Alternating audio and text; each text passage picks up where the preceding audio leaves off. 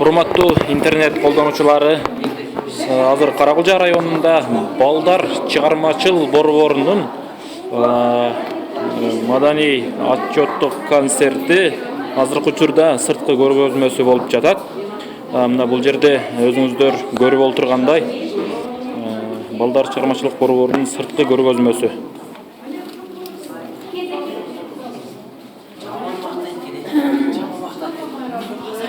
Мына карасаңыздар, бардыгы ушул балдар чыгармачылык борборунун жаш өспүрүм балдардын колунан жаралган жалпы колдо жасалган көргөзмө буюмдары.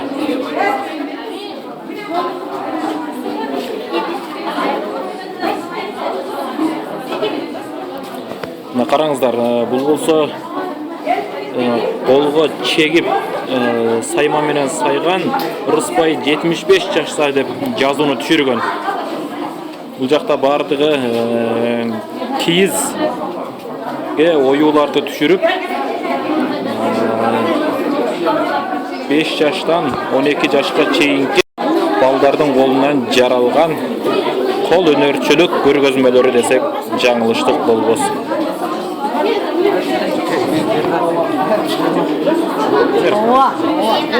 Бул жерде карасаңыздар, ушу балдар чыгармачылык борборунун балдардын колунан жаралган бул имаратты көрүп отурасыздар.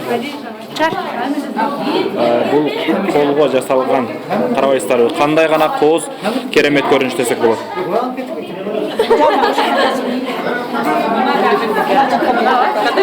Мына буну караңыздар, баары бул ушу балдардын колунан жаралган бул электр кыймылдаткычы. Кандай гана ойлоп табуучулук, бул өзүнчө бир керемет буюм. 4 функция. Мына эми буну караңыздар, бул эми чоң жумуштарды, иштерди аткаруучу 4 функциялдуу КАМАЗ. Карасаңыздар, бардык иштерди жасай турган жабдыктары менен курулган экен. Карасаңыздар, өзгөчө бир чеберчилик менен жасалган техника. Жаш техник дейт, бул жаш техник. Иринин жетекчиси Шамшиева деген. Караңыздар, бир өзгөчө керемет жасалгы десек жаңылышпайбыз. Ал эми бул жакта болсо дагы ушундай эле бир өзгөчө бир көрүнүш. Бул жакта кран жасалган. Ал эми бул бардык ошо балдар чыгармачылык борборунун жаш техниктердин колунан жаралган кран. Бул баары иштейт, баары өзгөчө бир чакан болсо дагы бул өзүнчө бир чоң ойлоп табуучулук, чоң жаңылык десек туура болчудай. Мына бул жакта дагы бардыгы колго жасалган буюмдар темирден кураштырып, баарын ушинтип колго жасашкан. Ал эми бул болсо таш бетине чегилген адамдын баш сөөктөрү, мрамор таштар. Ал эми буну караңыздар. Баары өзгөчө бир чеберчилик менен жасалган, жыгачтан жана темирден жасашкан, бунун үстүн баары жогун. Каракулжа району Исаев атындагы орто мектеби. Исаевбиз чыгармачылык борбору десем. Ошону жазып коюңуздар да эске. Чыгармачылык борборунун көргөзмөсү. Ал эми бул жерде дагы балдар чыгармачылык борборунун колунан жаш өспүрүмдөр балдардын колунан жаралган бардыгы гүлдөрдү түшүргөн бар жогу оюулар. Өзгөчө бир кооз көрүнүш. Урматтуу интернет колдонуучулары, бул жерде барыңыздар өзүңүздөр күбө болуп отурасыздар. Келечек ээлери бул жаштардын колунан жаралган бардык көргөзмө буюмдар. Биз өзүбүз токуйбуз деген ураандын алдында бар жогу өзгөчө бир чеберчилик менен жасалган буюмдар. Бул жакта карасаңыздар, кадимки эле чай ичкен чайнектин сырты. Бул жакта караңыздар, баары бир өзгөчө көрүнүш. Ал эми ушул буюмдардын жетекчиси десек, бул эжекебиз. Бир аз маалымат берип кетсеңиз эже. Мен чыгармачылык борбордо 4 окуу илминин башчысымын. Окуучулардын жасаган emgekteri ушулар. Өзüm кошулуп жасаган. Белгичиги, мына шапка, баардык нерселер токуштурчулар өз колдору менен. Ал эми эжеке ушул баардыгы колго токулган буюмдар аябай жакшы чеберчилик менен токулган. Канча жашка чейинки балдар улан кыздар токулган буларды? 8 класска чейин алабыз. Жаш өзгөчөлүгүнө жараша группага бөлүнөбүз. Биринчи жылдык, экинчи жылдык, үчүнчү жылдык. Атайын бул үчүн окуудан өтөбү сиздерден? Бизге ийрим сабактан кийин катышат бизге. Ийримге кетишет. Бекер жүрүшпөй ушуга келип алаксыга токушат. Мына караңыздар, урматтуу интернет колдонуучулары, кыргыздын көрөнгөлү мурастарынын бири болгон бул сайма саюу чеберчилиги, бул токуу чеберчилиги деп атасак туура болбос. Мына карасаңыздар, 2-класстан мына 8-класска чейин дейт, бир гана окуу менен чектелип калбастан, окуудан сырткары өзүнчө бир ушундай бир ийримге катышып, ушундай өзгөчө бир шарттарды, баш кийимдерди, жалпы эле токулган кийимдерди жана башка өзүнчө бир кооз кийимдерди токуп жаратышкан. Ал эми бул жагын карап отурган болсоңуздар, өзүңүздөр көрүп отурасыздар.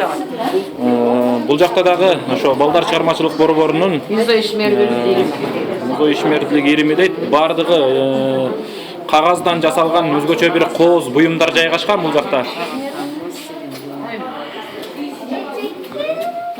Бүт балдардын колдору менен жасалган сабакка тиешелүү нерселер. Мына эми кыргыздын бир өзгөчө орнаменти болгон мына кыргыздын чыныгы нукура оюусу десек болот.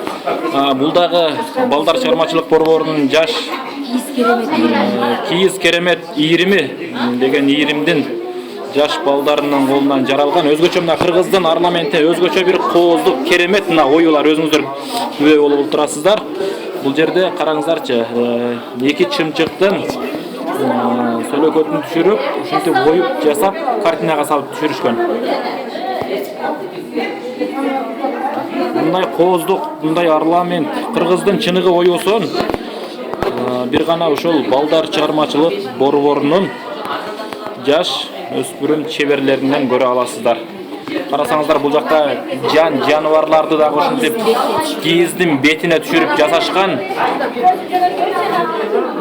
Чыңгыз Айтматовдун 90-жылдыгына карата Актемек чыгармадан көрүнүш. Өзүңүздөр көрүп отурасыздар, бул Чыңгыз Айтматовдун Ак кеме чыгармасынан ошо бир жакшы көрүнүштүү портрет кылып кийизден жасап аябай өзүнчө бир кооздук берип жасашкан. Ал эми бул көргөзмөнүн жаш балдардын жетекчиси, ушу көргөзмөнүн жетекчиси кимде отурган болсоңуздар, бул эжекебиз. Бир аз ушул боюнча маалымат берсеңиз эже.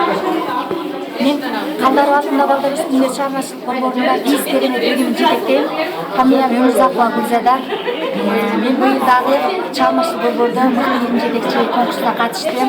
Мен колуман жаралган жана окуучулардын колунан жаралган буюмдар биз жалаң кийизден ушу мүмкүн болушунча кийизден натуральный деп ушундан жасап ар түрдүү нерселер жасаганга жетишип атабыз. Мисалы үчүн бул болсо капчык, накта кийизден жасалган, бул эч кандай химикат кошулган эмес, зыяндуулугу жок, накта боелгон эмес. Ушундай бул дагы капчык, ушундайларды окуучулар жасап, үйрөнүп, азыр көп жетишкендтерге жетишип жатабыз. Рахмат эже, азыр мени кызыктырып турган бул жерде мына Чыңгыз Айтматовдун Ак кеме повестинен ушу картина менен ал эми мына бул жаныбарлардын сөлөтү түшүрүлгөн картиналар болуп турат. Ал эми мына ушул картинаны түшүргөн окуучу жаш балдар десек болот. Муну канча жашка чейинки окуучулар кагаз бетине түшүрүп жасашкан? Өзү эки этап менен алабыз да, биринчи жылдык жана экинчи жылдык кылып окуучулардычы. Биринчи жыл катышкан окуучулар оңой нерселерди жасап үйрөнүшөт. Ал эми экинчи жыл катышкан окуучулар экинчи жылда татаалдашып план программа түзөбүз. Ошонун негизинде муну жараткан окуучулар экинчи жыл катышкан окуучулар. Булар биринчи жыл катышкан окуучуларды мисалы үчүн эң жөнөкөй нерселерди сайма саю, кийиз бетине сайма саюудан үйрөнүшөт. Ал эми бул болсо өзүнүн ийнеси бар, экинчи жыл катышкан окуучулар биринчи кийиздин бетине сүрөт түшүрүп алып, андан кийин ушуну сайма өзүнүн ийнеси менен саймалап, кооздоп, ар түрдүү нерселерди, жаныбарларды кооздогонду үйрөнүшөт. Булар экинчи жыл катышкан окуучулар. Алар боюнча 16 жашка чейинки окуучулар катышышат.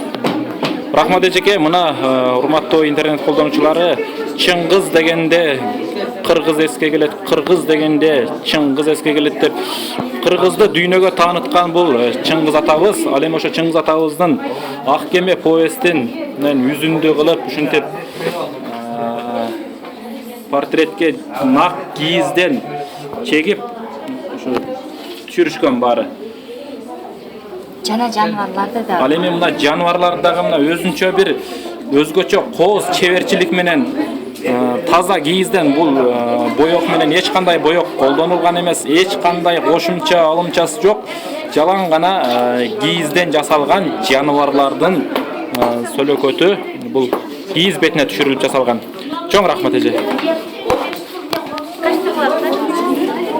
Ал эми бул жакта өзүңүздөр көрүп отурасыздар, дагы деле кыргыздын нукра парламенти оюлары десек болот. Бул жерде бардыгы балдар чыгармачылык борборунун жаш окуучулардын колунан, чеберлердин колунан жаралган буюмдар. Бул жерде карасаңыздар, бардыгы мына өзүнчө бул жерде гүлдөрдү түшүрүшкөн, жиптен сайма кылып баарын өзүнчө бир чыныгы кийизден чыныгы жакшынакай гүлдөрдү сайма кылып түшүрүп жасашкан бул жерде.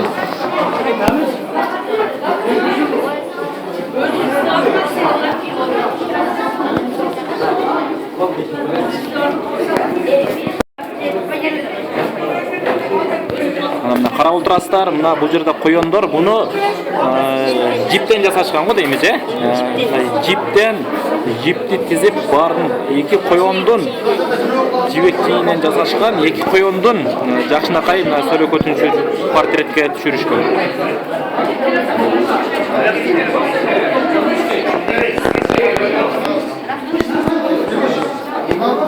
Ал эми бул көргөзмөнүн жетекчиси, Чебер колдор ириминин жетекчиси Райма Абиева эжекебиз бир аз маалымат берип кетсе, бул жасалган буюмдар боюнча.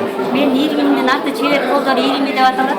Чебер колдор ириминде биз көпчүлүгү кыргыздын улуттагы алып бара жаткан улуттук тупурактын түрлөрү менен окуучуларды тааныштырам, кийин